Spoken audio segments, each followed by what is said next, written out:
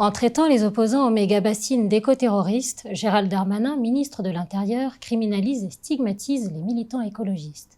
Des propos violents qui vont être systématiquement utilisés pour neutraliser toute critique des actions du gouvernement. Alors comment gérer sa communication et ses actions dans un tel climat? Pour mieux répondre à la situation et mieux la décrypter, j'en appelle aujourd'hui à l'éco-terroriste Jean-François Juillard, directeur général de Greenpeace France.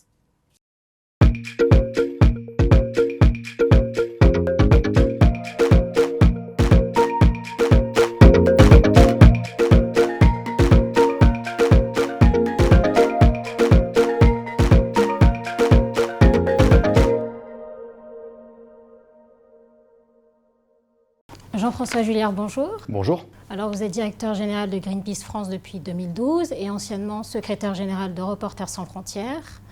Pour en revenir au terme évoqué par Gérald Darmanin, en quoi le mot éco-terroriste est-il adapté ou non à Greenpeace et à ses valeurs?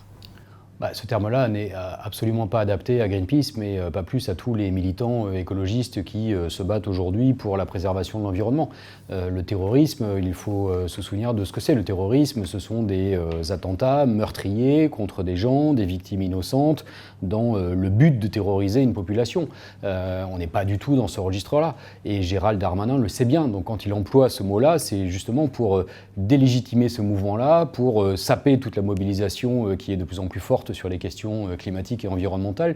Donc il le fait à dessein. C'est un choix politique de sa part pour affaiblir ce mouvement qui le dérange de plus en plus. On a des actions qui peuvent être spectaculaires, on a des actions qui peuvent être dérangeantes pour un certain nombre de personnes, mais on a une valeur bien ancrée à Greenpeace depuis la création de Greenpeace en 1971, qui est celle de la lutte non violente, et on reste une organisation profondément attachée au pacifisme, profondément attachée à la non-violence.